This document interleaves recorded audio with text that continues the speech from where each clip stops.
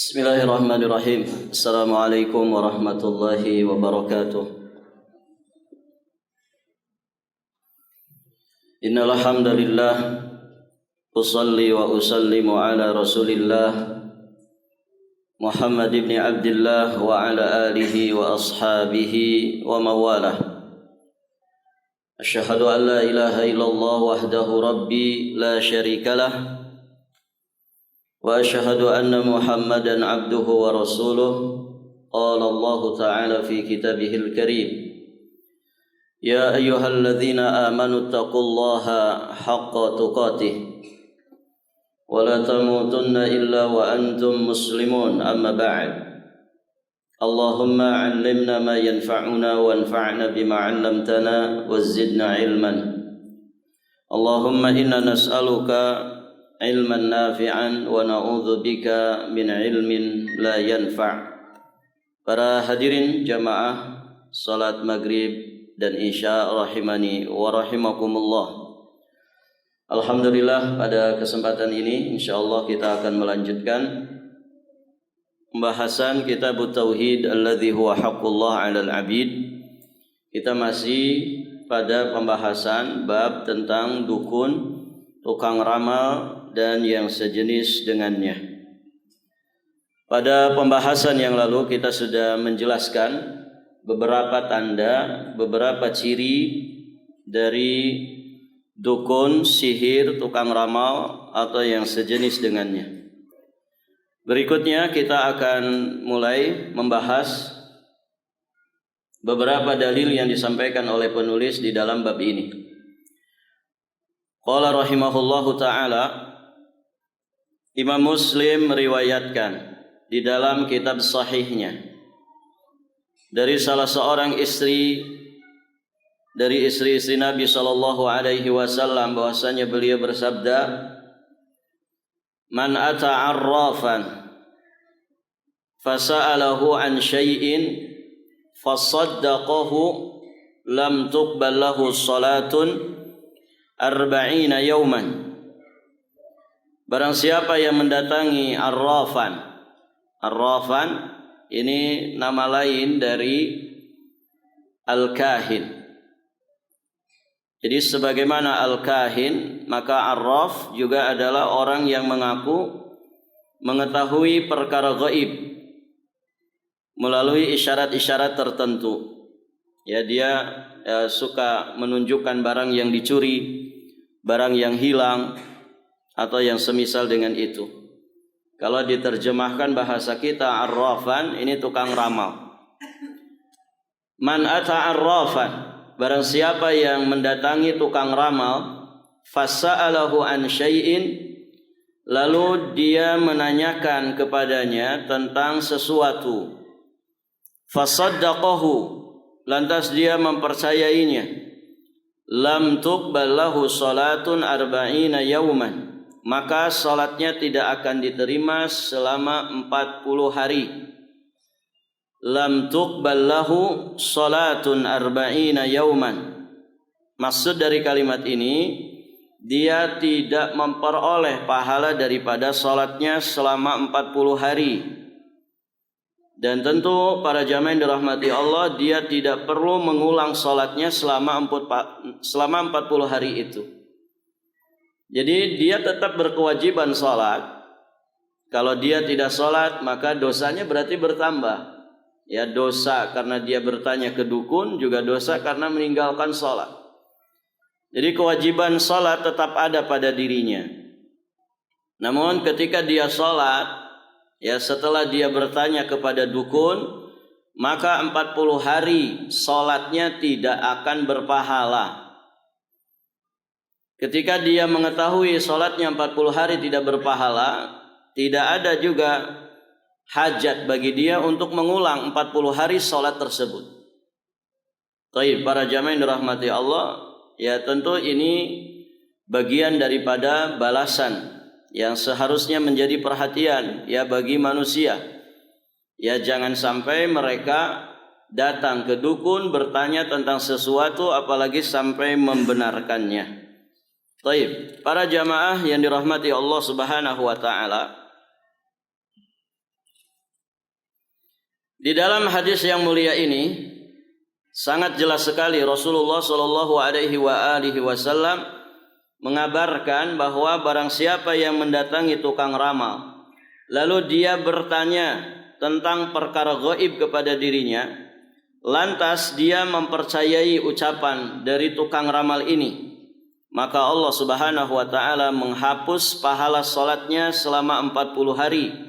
Ini sebagai jaza, sebagai balasan atau hukuman atas dosa besar yang dilakukannya. Berarti datang ke dukun, bertanya tentang sesuatu kepadanya, ini termasuk dosa besar.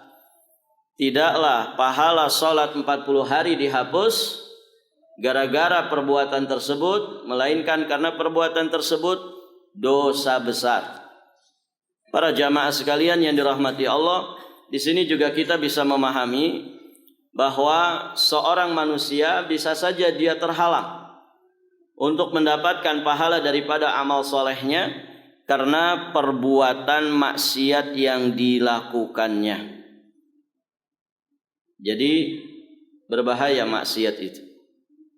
Ya, setidak-tidaknya maksiat akan menghalangi seseorang dari ketaatan. An-nafsu illam tushghilha bi ta'ah syagalatka bil maksiyah. Nafsu kita ini jika tidak disibukkan dengan ketaatan, maka dia akan tersibukkan dengan kemaksiatan. Baik, para jamaah yang dirahmati Allah Subhanahu wa taala. Kaitan dari hadis ini terkait dengan permasalahan tauhid. Di dalam hadis tersebut Rasulullah Shallallahu Alaihi Wasallam mencela orang yang bertanya dan mempercayai ucapan tukang ramal. Kenapa Nabi Shallallahu Alaihi Wasallam mencelaknya? Kemudian menjelaskan tentang hukuman yang akan didapatkannya.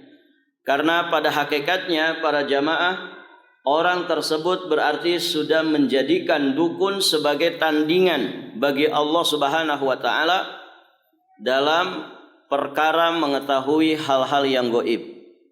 Sudah kita sampaikan bahwasanya tidak ada yang mengerti perkara gaib di langit dan juga di bumi kecuali hanya Allah. Kalau kemudian ada di antara makhluk yang dipercayai dia mengerti perkara gaib, berarti kita menjadikan makhluk ini sebagai tandingan bagi Allah Subhanahu wa taala. Dan tentu itu merusak ketauhidan seseorang. Baik, para jamaah yang dirahmati Allah Subhanahu wa taala. Kemudian riwayat yang semisal juga disebutkan di dalam Sunan Abi Dawud, Sunan At-Tirmidzi, Sunan Ibnu Majah. Hadis ini dinyatakan sahih oleh Imam Al-Albani rahimahullahu ta'ala dalam kitabnya Irwaul Ghalil. Riwayat ini datang dari jalan sahabat yang mulia Abu Hurairah radhiyallahu ta'ala anhu. Dari Rasulullah sallallahu alaihi wasallam bahwasanya beliau bersabda, "Man ata kahinan fasaddaqahu bima yaqulu faqad kafara bima unzila ala Muhammadin sallallahu alaihi wasallam." Barang siapa yang mendatangi dukun lalu dia mempercayai perkataannya, apa yang diucapkannya diyakini dan dipercayai, maka sesungguhnya dia telah ingkar kepada wahyu yang diturunkan kepada Nabi Muhammad sallallahu alaihi wasallam. Baik, para jamaah yang dirahmati Allah. Di sini Nabi Shallallahu Alaihi Wasallam menyebutkan sebagaimana hadis sebelumnya. Kalau hadis sebelumnya arrafan, nah di sini kahinan. Ini sinonim saja. Dukun, tukang sihir, tukang ramal, ya ini bersinonim. Dan Nabi di sini menyebutkan faqad kafara, maka dia telah kufur. Kufur yang dimaksud di sini para jamaah, pertama kali yang dimaksud di sini adalah kufur duna kufrin, yakni kufur yang tidak menyebabkan pelakunya keluar dari dinul Islam. Namun sebagian ulama ada yang menjelaskan bahwa faqad kafara di sini itu kufur akbar, yakni kufur yang bisa menyebabkan pelakunya keluar dari dinul Islam. Nasallallahu al-afwa wal afiyah wassalama. Cukuplah ini menjadi perkara besar yang mesti kita waspadai. Orang yang mempercayai ucapan dukun para jamaah, dia telah kufur, imma kufur kecil ataupun kufur besar. Dan sering kita sampaikan, kalau ada istilah kufur kecil, kalau ada istilah syirik kecil, bukan berarti untuk diremehkan. Ya, cuman ini untuk membedakan kasus saja, membedakan hukum. Pada hakikatnya syirik kecil, kufur kecil itu lebih besar daripada dosa-dosa besar. Maka perhatikan ini para jamaah yang dirahmati Allah. Di dalam hadis yang mulia ini Rasulullah sallallahu alaihi wasallam menegaskan bahwa orang yang bertanya kepada dukun dan dia mempercayainya, sungguh dia telah kufur, telah ingkar kepada wahyu yang diturunkan oleh Allah kepada Rasulnya. Yang dimaksud adalah Al-Quran dan juga Sunnah.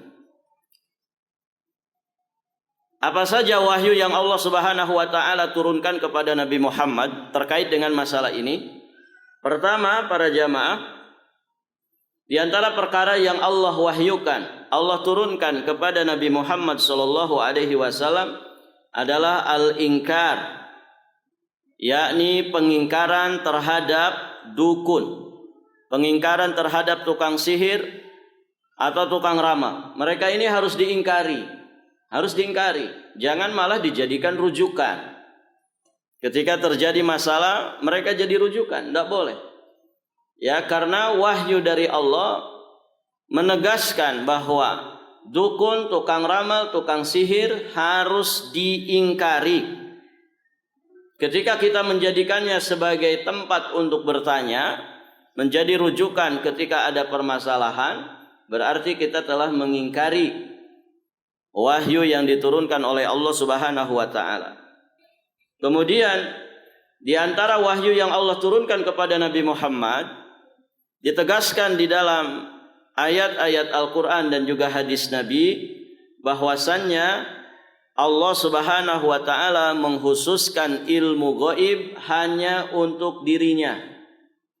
Tidak ada seorang pun dari makhluk Allah yang mengerti perkara gaib kecuali apa yang Allah beritakan kepada mereka.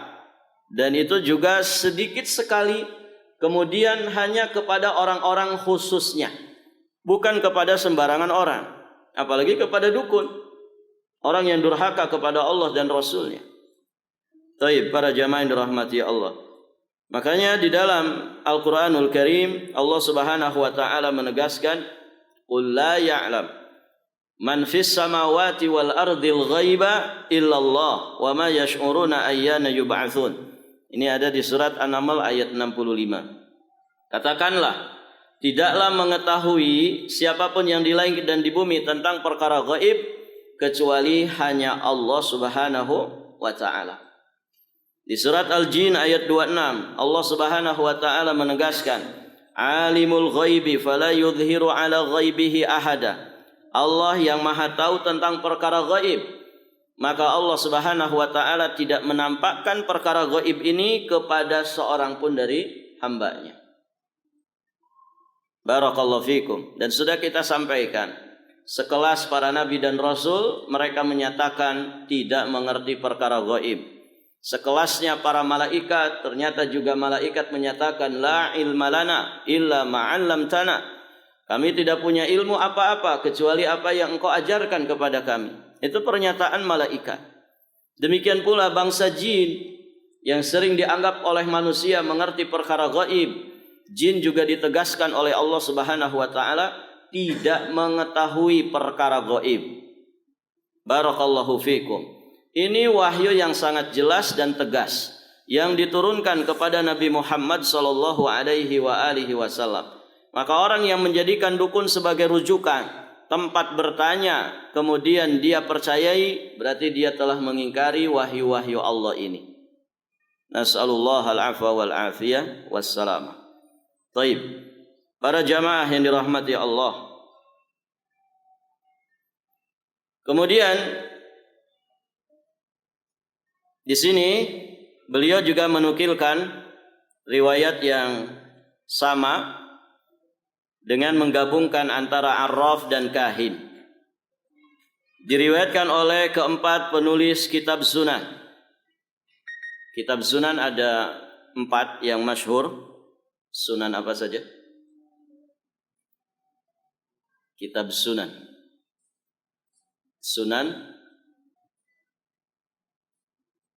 Sunan Ibnu Majah, Sunan An-Nasa'i, Sunan At-Tirmidzi, kemudian Sunan Abi Daud. Jadi kalau disebutkan ashabus sunan, maksudnya 4 ini. Ya, Sunan Abu Daud, Sunan Tirmidzi, Sunan Ibnu Majah, ya, kemudian Sunan An-Nasa'i. Diriwayatkan oleh keempat penulis kitab sunan dan juga diriwayatkan oleh Imam Al-Hakim. Beliau menyatakan hadis ini sahih menurut kriterianya Imam Al-Bukhari dan juga Imam Muslim dari sahabat yang mulia Abi Hurairah radhiyallahu taala anhu. Bahwasanya Rasulullah sallallahu alaihi wasallam bersabda, "Man ata arrafan aw kahinan fasaddaqahu bima yaqulu faqad kafara bima unzila ala Muhammadin sallallahu alaihi wasallam." Barang siapa yang mendatangi tukang ramal, atau dukun, lalu dia mempercayai perkataannya, maka sesungguhnya dia telah ingkar kepada wahyu yang diturunkan kepada Nabi Muhammad sallallahu alaihi wasallam. Baik, para jamaah yang dirahmati Allah. Ini 3 hadis yang semakna, semuanya menjelaskan kepada kita larangan yang sangat tegas di dalam syariat Islam, keharaman yang sangat jelas tentang praktek perdukunan, praktek sihir, ataupun apa yang dilakukan oleh tukang ramal. Sehingga di sini memberikan pelajaran kepada kita sebagai muslim dan mukmin wajib melakukan pengingkaran terhadap para dukun atau yang semisal dengan mereka. Baik, para jamaah yang dirahmati Allah.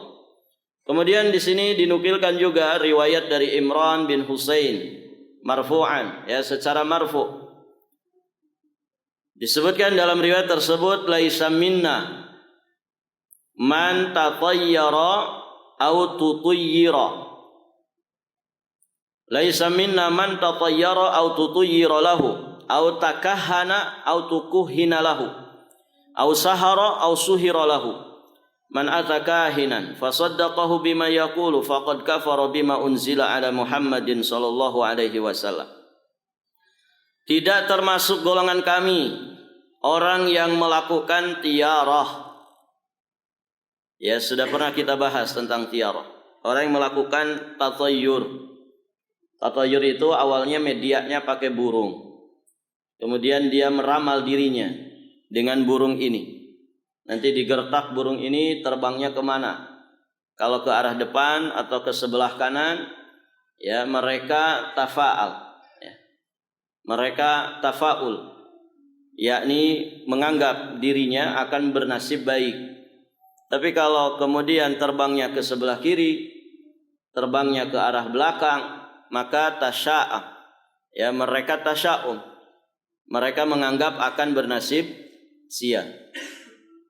Kemudian para ulama juga menegaskan medianya tidak mesti burung, apapun itu, berupa sesuatu yang dilihat, berupa sesuatu yang dirasakan, sesuatu yang didengar, atau saat orang ada di satu tempat tertentu, ada di satu waktu tertentu, kalau kemudian dia menganggap dirinya akan bernasib sial atau sebaliknya, tanpa pernah ada penjelasan di dalam syariat, baik, para jamaah yang dirahmati Allah, maka berarti dia telah melakukan tatayyur. Dan contoh-contohnya sangat banyak sekali.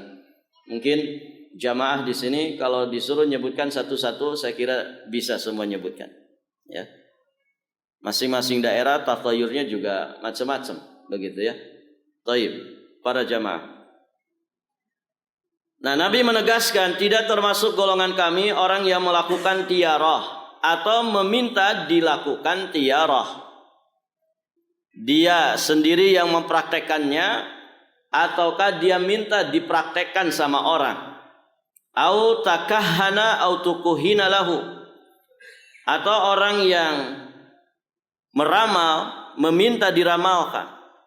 Orang yang melakukan praktek perdukunan atau minta dipraktekkan dari praktek perdukunan. Au sahara au suhira lahu.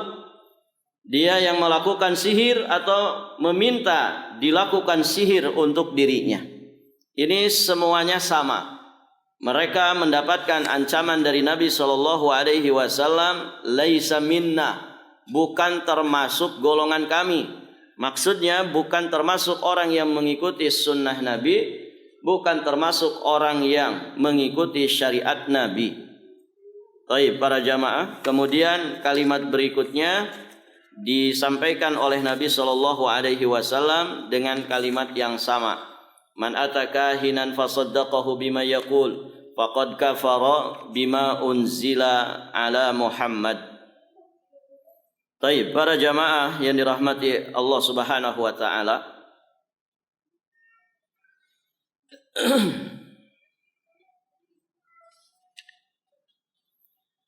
Di sini dari riwayat-riwayat ini juga kita bisa memahami bahwasanya Al-Qur'anu kalamullah al-munazzal wa laysa bimakhluq. Al-Quran itu adalah kalamnya Allah Subhanahu wa taala yang diturunkan kepada Nabi Muhammad sallallahu alaihi wasallam wa laysa bimakhluq, dan dia itu bukan makhluk. Karena Al-Quran itu kalam Allah. Kalam Allah itu sifat dzatiyah bagi Allah Subhanahu wa taala, sifat yang la yanfaqu an. Ya, sifat kalam itu sifat yang tidak pernah lepas terpisah dari zatnya Allah Subhanahu wa ta'ala. Maka para jamaah, kalam Allah berarti sifatnya Allah. Sifat Allah bukan makhluk. Sifat Allah bukan makhluk. Maka ahli sunnati wal jamaah menyatakan seyakin-yakinnya tanpa ragu sedikit pun, Al-Qur'anu kalamullah wa laysa bimakhluk. Baik. Para jamaah yang dirahmati Allah Subhanahu wa ta'ala, kemudian kelanjutan matannya di sini dinukilkan pernyataan Imam Al-Baghawi rahimahullahu taala. Beliau berkata, Arraf adalah orang yang mengaku mengetahui banyak perkara melalui isyarat-isyarat. Arraf adalah orang yang ngaku-ngaku mengerti banyak perkara melalui isyarat-isyarat tertentu untuk menunjukkan barang yang dicuri, barang yang hilang, atau yang sejenis dengannya. Aslinya dia nggak ngerti para jamaah. Arraf ini aslinya kalau ditanyai barang hilang oleh orang, biasa di kampung-kampung tuh ada orang-orang yang ditokohkan, dijadikan rujukan. Ya, zaman dulu kadang orang kehilangan ayam, begitu kan? Dia bertanya kepada seseorang yang ditokohkan. Ya, sebetulnya dia dukun, gitu ya. Di mana ayam saya, gitu ya. Ayam saya di mana? Kira-kira dukun ini tahu nggak? Nggak tahu. Dia nggak tahu, dia manusia. Baik, para jamaah. Nah, dia kerjasama dengan siapa? Dengan setan dari bangsa jin. Kalau setan bangsa jin kan gampang saja para jamaah. Bagi dia ya tentu nuansa kehidupannya beda dengan kita, begitu ya. Kita kalau mau ke satu tempat butuh ya akan menempuh jarak, kemudian butuh juga waktu. Nah, kalau bangsa jin, setan dari bangsa jin, tentu jarak itu bukan masalah bagi mereka. Sehingga walaupun tempatnya jauh dia bisa mencari dengan sangat cepat. Setelah itu dia bisikan ke telinga si dukun ini. Barulah si dukun dengan entengnya dia mengatakan, oh ada. pokoknya ada, tapi di bawah dia. Makanya cari di bagian-bagian bawah. Barakallahu fikum. Kalau zaman dulu kan rumahnya panggung-panggung gitu ya. Cari akhirnya ke kolong rumah. Ternyata enggak ada. Ketemu di mana ikhwan? Ketemunya di sumur. Sumur zaman dulu kan pakai timba itu ya. Nah, sekarang jarang sumur begitu. Sumur yang bulat kemudian pakai kerekan, pakai timbaan. Nah, ternyata ayamnya nyemplung ke sumur. Taib. Ini manusia enggak akan tahu. Yang tahu siapa? Ya. Yang tahu ini setan dari bangsa jin. Dia akan segera mencari ya dengan kondisi yang ada pada dirinya. Ya, jarak bukan masalah bagi dia. Ya, setelah itu dia hembuskan ke telinganya si dukun. Nasallallahu al-afwa wal afiyah wassalamah. Baik, para jamaah yang dirahmati Allah. Ya, jadi kalau di satu tempat ada orang selalu jadi rujukan ketika ada barang hilang, tanya aja ke si fulan. Ya, si fulan tuh biasanya serba tahu. Nah, itu sudah. Ya, kalau kemudian dikenal serba tahu menjadi rujukan orang ya ketika barangnya hilang atau sesuatu hilang pada dirinya, ini yang disebut dengan arraf. Ya. Kalau yang hilangnya istri ternyata diumpetin sama dukunnya gitu. Oh iya, para jamaah yang dirahmati Allah. Kemudian ada yang berpendapat bahwa arraf itu sama dengan al-kahin. Al-kahin adalah orang yang memberitakan perkara-perkara yang akan terjadi di masa yang akan datang. Ada yang mengatakan bahwa kahin adalah orang yang mampu memberitahu apa yang tersimpan di dalam hati seseorang. Ini orang kalau ngaku-ngaku tahu ya tentang isi hati seseorang, nah ini juga sama, kahin. Abul Abbas Syekhul Islam Ibnu Taimiyah rahimahullahu taala, beliau mengatakan arraf adalah sebutan untuk tukang ramal, sebutan untuk ahli nujum, sebutan untuk peramal nasib atau yang sebangsa dengannya, yakni orang yang mengaku tahu tentang banyak perkara melalui cara-cara tertentu. Ibnu Abbas mengomentari tentang orang-orang yang menulis huruf hijaiyah seperti abajad dan orang yang menyelidiki gugusan bintang-bintang untuk meramal sebagai berikut. Apa komentar beliau? Menurut pendapatku orang yang melakukan hal itu tidak akan mendapatkan keberuntungan di sisi Allah. Karena kahin, sahir, dukun, tukang sihir, tukang ramal atau apapun istilah bagi mereka yang disematkan manusia kepada mereka, para jamaah yang dirahmati Allah, mereka melakukan kedurhakaan yang besar, dosa yang sangat besar. Ya, ritual yang mereka lakukan adalah ritual-ritual kesyirikan, kekufuran yang bisa membatalkan iman dan Islam mereka. Maka bagaimana orang yang seperti itu akan mendapatkan keberuntungan? Ya. Kalaupun dilihat ini dukun ini orang yang beruntung, ya itu keuntungan yang semu. Yang sejatinya itu adalah istidraj dari Allah Subhanahu wa taala. Semakin dia mendalam dalam ilmu perdukunannya, semakin banyak orang yang dia sesatkan, semakin dia mendapatkan kejayaan. Ya, hartanya semakin berlimpah, popularitasnya semakin menanjak. Dia semakin dikenal oleh manusia, diagung-agungkan oleh manusia. Nas'alullah al-afwa wal afiyah wassalamah. Sejatinya itu adalah istidraj dari Allah Subhanahu wa taala. Dan orang yang seperti itu berarti orang yang sedang tertipu.